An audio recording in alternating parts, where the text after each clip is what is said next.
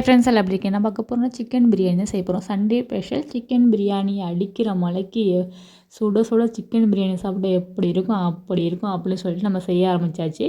1/2 kilo basmati அரிசி, 3/4 kilo கறி எடுத்தாச்சு. தேவையான பொருள்லாம் எடுத்து வச்சுட்டேன். இப்போ வந்து குண்டான அடுப்பு வச்சு நல்லா சூடான எண்ணெய் சேர்த்துக்கலாம். செம்ம குளிருங்க, வெள்ளை பொம்பளை. நேற்று காலைல ஆரம்பித்தது இன்ன வரைக்கும் மழை பெஞ்சிட்டே தான் இருக்குது. ஹெவியான மழைலாம் கிடையாது, தூறல் போட்டுகிட்டே தான் இருக்குது. ஆனால் ட்ரெஸ்ஸு தான் துவைச்சி காய வைக்கலாம் இடமே கிடையாது. ட்ரெஸ்ஸே துவைக்கல, 3 நாள் ஆயிடுச்சு ட்ரெஸ்ஸே துவைச்சி. நம்மலாம் மழை என்றைக்கு விடுதோ அன்றைக்கி நம்ம துவைச்சிக்கலான்னு சொல்லிட்டு நம்ம வந்து சூடாக செஞ்சு சாப்பிட்டு தான் இருக்கோம். மழைக்கு சூடாக சாப்பிட்டா எனக்கு ஒரு 1/2 மணி நேரம் செஞ்சு 1/2 மணி நேரம் வச்சா கூட அப்புறம் ரொம்ப ஜில்லுன்னு ஆயிரும் சாப்பாடும் சரி, எதாக இருந்தாலும் சரி. அதனால் சூடாக அப்போ செஞ்சு சாப்பிட்றது. அதை சுடு தண்ணி தான் குடிக்கிறது, பச்சை தண்ணியே குடிக்கிறது இல்லை. ஏன்னா கிளைமேட் சேஞ்ச் ஆகிறதுனால தொண்டையெல்லாம் கொஞ்சம் இதாக கரகரன்னு இருக்குது. அதனால் சூடாகவே கொஞ்சம் தண்ணியெல்லாம் குடிங்க. இப்போ வந்து எண்ணெய் ஊற்றி எண்ணெய் காஞ்சோன்னே பிரியாணி ஸ்பைசஸ்லாம் அதெல்லாம் போட்டு நல்லா பொரிஞ்சோன்னே வெங்காயம் சேர்த்துக்கலாம். வெங்காயம் 2 வெங்காயம் கட் பண்ணி வச்சுருக்கேன். அதை சேர்த்து நல்லா வதக்கிக்கலாம். ஒரு பொன்னிறமாக ஆற வரைக்கும் நல்லா வதக்கிட்டு இஞ்சி பூண்டு பேஸ்ட் சேர்த்துக்கலாம். நம்ம என்ன தான் வந்து எனக்கு வந்து சிக்கன் பிரியாணி ரொம்ப பிடிக்கும். அது சிக்கன் பிரியாணி சிக்கன் ரைஸ் தான் எனக்கு ரொம்ப பிடிச்ச சிக்கன் ரைஸ் தான். எங்கே போனால் சிக்கன் ரைஸ் வாங்கி வாங்கி சாப்பிட்றேன். இப்போலாம் சாப்பிட்றதில்ல. அதிகம் கடை ஐட்டம்லாம் இப்போ சாப்பிட்றதே கிடையாது. சும்மா ஃபுல்லாக அவாய்ட் பண்ணியாச்சு. இப்போ 2 மாதம் ஆகிட்டு கடை ஐட்டமே சாப்பிட்றதே கிடையாது. எங்கே போனாலும் சரி, வீட்டுக்கு வந்தாலும் சாப்பிட்றது இல்லை, வீட்டில் கடைக்கு போனால் கூட தயிர் சாதம் இந்த மாதிரி தான் சாப்பிட்றது. வேறு எந்த ஃபாஸ்ட் ஃபுட்லாம் எதுவும் சாப்பிட்றதில்ல. சிக்கன் பிரியாணி சாப்பிடணும் போல் இருந்துச்சு சூடாக. சரி கடையில் வாங்குறதா வீட்லேயே செஞ்சிடலாம்னு சொல்லிட்டு தான் இன்றைக்கி வந்து வீட்லேயே செய்கிறோம். இஞ்சி பூண்டு பேஸ்ட்டு ஒரு 2 ஸ்பூன் போல் சேர்த்துருக்கேன். சின்ன ஸ்பூனில் 2 ஸ்பூன் சேர்த்துருக்கேன்.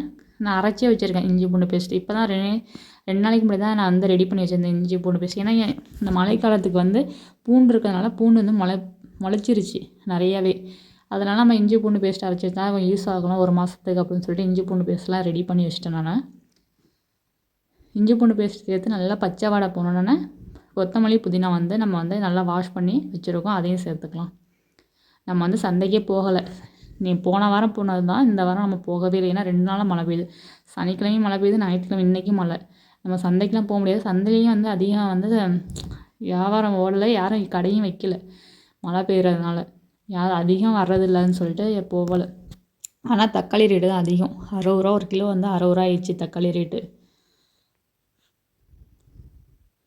இந்த கொத்தமல்லி புதினாலாம் சேர்த்து நல்லா பச்சை வடை கொஞ்சம் போனதுக்கப்புறம் தக்காளி சேர்த்துலாம். ஒரு 2 தக்காளி, நான் பெரிய சைஸ் தக்காளியாக 2 தக்காளி நான் கட் பண்ணி வச்சுருக்கேன்.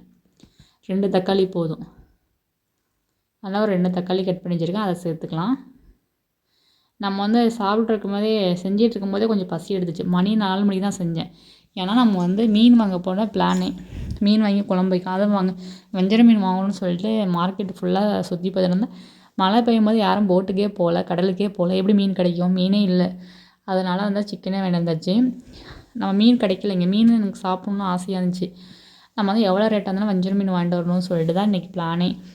ஆனால் மீன் கிடைக்கலையே அப்படின்ட்டு சிக்கனே வாங்கிட்டு வந்தாச்சு. மணி செஞ்சு சாப்பிட்றது 5 மணி ஆகிடு. மதியானம் சாப்பிட்றது சண்டே ஸ்பெஷல் வந்து நான் 5 மணிக்கு தான் சாப்பிட்டோமே.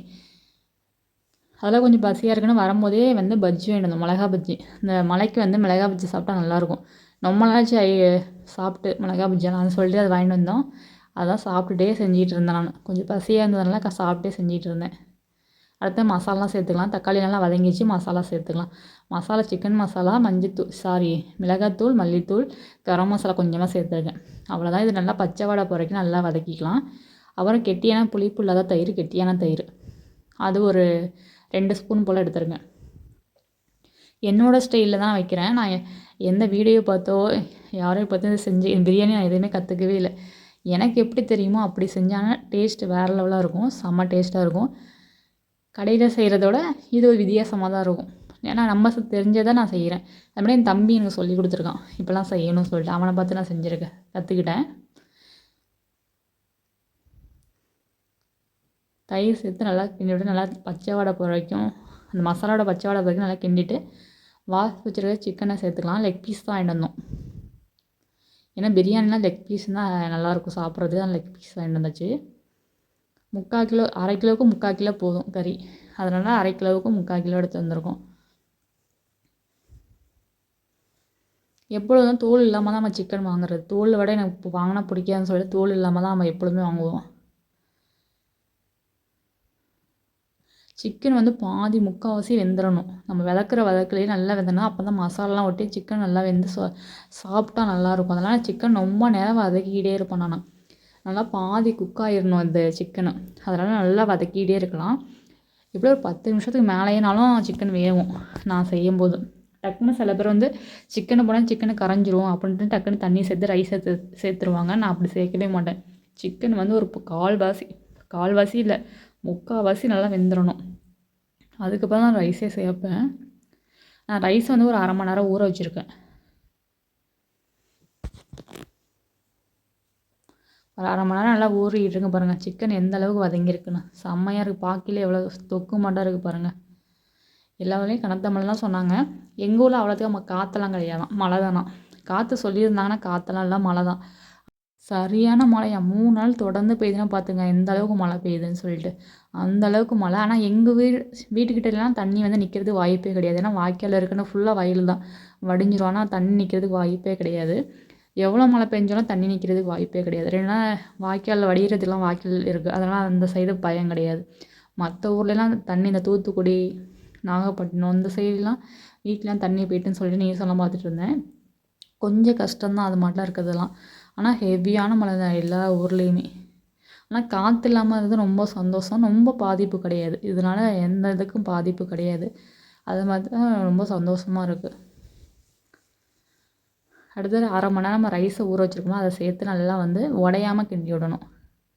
நான் வந்து 2 கப்பு அரிசி, 1/2 கிலோனா 2 கப்பு வரும். 2 கப்புக்கு வந்து 4 கப்பு வந்து தண்ணி சேர்த்துருக்கேன். அது கரெக்டாக இருக்கும். 4 கப்பு, ஏன்னா சிக்கனும் கொஞ்சம் வேகணும்னு சொல்லிட்டு 4 கப்பு தண்ணி சேர்த்துருக்கேன்.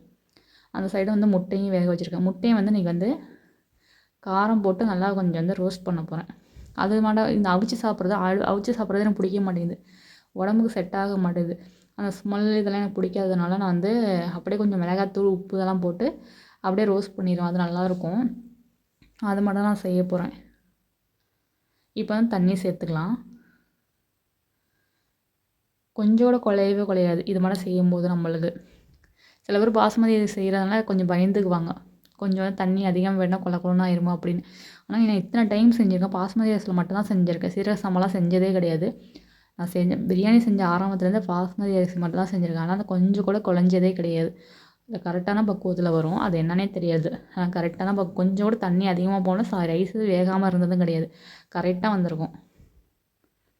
சிக்கன் அது மாதிரி வந்து கரையாது, இந்த உடையிறது கரையிறது எதுவுமே ஆகாது. அப்படியே நம்ம போட்டது மட்டுமே தான் இருக்கும் சிக்கனும். எனக்கெலாம் விவரம் தெரிஞ்சு அக்கா தான் ஃபஸ்ட்டு டைம் எனக்கு வந்து சிக்கன் பிரியாணி வீட்டில் செஞ்சது. அம்மா சிக்கன் பிரியாணிலாம் செஞ்சதே கிடையாது. சிக்கன் பிரியாணிலாம் செஞ்சு வாய்ப்பே கிடையாது. எங்கள் அம்மாவே சொல்லுவாங்க, நான்லாம் இதெல்லாம் செஞ்சதே கிடையாது அப்படின்னு சொல்லி. தக்காளி சாதம் இது மாதிரிலாம் செய்வாங்க, மற்றபடி பிரியாணி இது மாதிரிலாம் செஞ்சதில்லை. வெரைட்டிஸ்லாம் அம்மாலாம் செஞ்சதே கிடையாது. எங்களுக்கு விவரம் தெரிஞ்சு அக்காவுக்கெல்லாம் மேரேஜ் ஆகி நம்ம அக்காலாம் செஞ்சு கொடுத்தது எங்களுக்கு. அப்புறம் கடையில் வாங்கி சாப்பிடுவோம், அவ்வளோதான். அம்மா இன்ன வரைக்கும் பிரியாணியே செஞ்சதே கிடையாது எங்களுக்கு. ஆனால் அம்மா கையில் பிரியாணி செஞ்சு சாப்பிடணும் எங்களுக்குலாம் ஆசை, ஆனால் அம்மா செஞ்சது கிடையாது. ரைஸை போட்டுலாம் கொஞ்சம் சிம்மில் வச்சிடணும் அடுப்பை, ஏன்னா கொஞ்சம் வந்து இதாக சிம்மிலே வச்சுட்டேன். எப்போல்லாம் நான் சிம்மில் தான் வைப்பேன். இப்போ வந்து ஒரு பாருங்கள், நல்லா ஒரு கொதி வந்திருக்கு. இன்னும் நல்லா வந்து கொதிக்கட்டும். கொதிச்சோன்னா நான் தம் போட்டலாம். உப்பு காரம்லாம் கரெக்டாக இருக்கான்னு பாருங்கள். ஆனால் உப்பு கொஞ்சம் பத்தாமல் இருந்துச்சு, நான் உப்பு தான் போட்டுக்கிட்டேன்.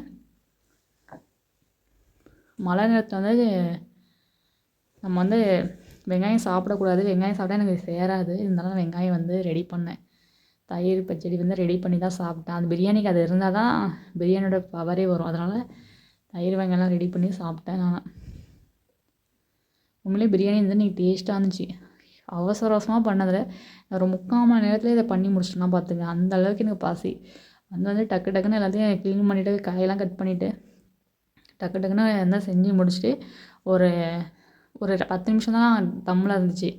தம் உடச்சி சாப்பிட்டேன், சுட சுட சாப்பிட்டேன் நான். ஏன்னா அவ்வளோ பசி, ஏன்னா 5 மணி ஆகிட்டுல, சரியான பசி. ஃபஸ்ட்டு எடுத்தோன்னே நான் தான் சாப்பிட்டு முடிச்சிட்டேன். ஆனால் நல்லா சாப்பிட்டேன், இன்றைக்கி நிறைய சாப்பிட்டேன். எப்பொழுதும் கொஞ்சமாக சாப்பிட்டேன், இன்றைக்கி கொஞ்சம் அதிகமாக சாப்பிட்டேன். இப்போ வந்து தம் போட்டுடலாம். நான் எப்போ வந்து இடிக்கல் மட்டும் தான் வைப்பேன், வேறு எந்த தம்மும் வைக்க மாட்டேன். இடிக்கல்லே போதும், அந்த வெயிட்டே போதும்னு சொல்லிட்டு இடிக்கல்லே வச்சாச்சு. அப்புறம் முட்டையும் வெந்துருச்சு. முட்டையை உடங்க பாருங்கள், இப்படி தான் ரோஸ்ட் பண்ணுவேன் நான் முட்டையை. இது மாதிரி சாப்பிட எனக்கு ரொம்ப பிடிக்கும். அந்த அந்த ஸ்மெல், முட்டை வந்து வெறும் முட்டையை அவிச்சு சாப்பிட்ற அந்த ஸ்மெல் எனக்கு பிடிக்கிறது இல்லை. அதெல்லாம் இப்படியே செஞ்சு சாப்பிட்றது. எல்லா வேலையும் முடிச்சுட்டு ஃபுல்லாக எனக்கு க்ளீன் பண்ணால் தான் சாப்பிடவே எனக்கு தோணும். ஃபுல்லாக கிச்சனே க்ளீன் பண்ணிட்டேன். ஃபுல்லாக க்ளீன் பண்ணி ஒரு பாத்திரம் இல்லாமல் எல்லாத்தையும் கழுவி வச்சாச்சு. அப்போ தான் எனக்கு வந்து நிம்மதியாகவே இருக்கும். ஒரு பாத்திரம் இருந்தால் கூட எனக்கு அதே தான் தோணிகிட்டே இருக்கும். எல்லாத்தையும் ஃபுல்லாக க்ளீன் பண்ணி கழுவியெல்லாம் வச்சுட்டு இப்போ வந்து பிரியாணிலாம் எல்லாம் ரெடி ஆயிடுச்சு. வெங்காயம்லாம் கட் பண்ணி தயிரில் போட்டு வச்சாச்சு. பிரியாணி வந்து எப்படி வந்திருக்குன்னு பார்க்கலாம் வாங்க. எதிர்பார்க்கறதுக்கு முன்னாடி நல்லா தான் வந்திருக்கு. இது பக்கத்து வீட்லேயும் கொடுத்துட்டு அந்த பாப்பாங்களாம் இருந்தாங்க, அவங்களுக்குலாம் கொடுத்துட்டு நம்மளும் சாப்பிட்டோம். இன்றைக்கி வந்து சண்டே ஸ்பெஷல் இது தான் நம்ம வீட்டில். சூப்பரான சிக்கன் பிரியாணி தான். ரொம்ப நாளாச்சு நம்ம வீட்டில் சிக்கன் பிரியாணி செஞ்சு நம்ம இன்றைக்கி தான் சாப்பிட்டோம். நான்வெஜ் சாப்பிட்டு ரொம்ப நாளாக ஒரு 2 வாரம் ஆயிடுச்சு. இன்றைக்கி தான் நம்ம சாப்பிட்றோம். நான்வெஜ்ஜே எனக்கு சாப்பிடவே தோண மாட்டேங்குது. ஒவ்வொரு நாளும் தோணும், ஒவ்வொரு நாளும் தோன்றதில்ல. அதெல்லாம் இன்றைக்கி வாங்கி செஞ்சாச்சு. ஆனால் மீன் சாப்பிடணும் ஆசையான மீன் தான் கிடைக்கல. நம்ம சாப்பிடும்போது மீன் கிடைக்காது, நம்ம சாப்பிடாத போது மீன் கிடைக்கும். அடுத்த வாரம் மீன் கிடைக்குதானு பார்க்கலாம். எனக்கு வந்து அடுத்த வாரம் மஞ்சள் மீன் வாங்கணும்னு ஆசை, கிடைக்குதானு பார்க்கலாம். இங்கே வந்து மீன் கிடைக்க மாட்டேங்குது. நம்ம ஊர் மாட்டெலாம் கிடையில. இந்த மீன் வந்து சொல்லி வச்சா தான் இருக்கும், இல்லைன்னா வந்து முன்னாடியே போகணும். அப்போ மட்டும் தான் மீன் கிடைக்கும், இல்லைன்னா இருக்காது. ஏன்னா இங்கே கடல் மீன் அதிகம் சாப்பிட மாட்டாங்க, டேம் மீன் தான் அதிகம் சாப்பிடுவாங்க. அது எனக்கு பிடிக்க மாட்டேங்குது. அதனால் அடுத்த வாரம் பார்க்கலாம் கிடைக்குதானு. பாருங்கள், தயிர் வெங்காயம் ரெடி ஆச்சு. முட்டை, சுட சுட பிரியாணி. நம்ம வீட்டில் இதுதான் ஸ்பெஷல். உங்கள் வீட்டில் என்ன ஸ்பெஷல்? மழையெல்லாம் விட்டுருச்சா? காற்று மழை அதிகமாக இருந்துச்சா? அப்படி இப்படின்னு சொல்லிட்டு கமெண்ட் பண்ணுங்கள். எல்லோரும் சேஃபாக இருங்க, சந்தோஷமாக இருங்க, ஹாப்பியாக இருங்க. சாப்பிட்டு வரேன். ஓகே, பாய்.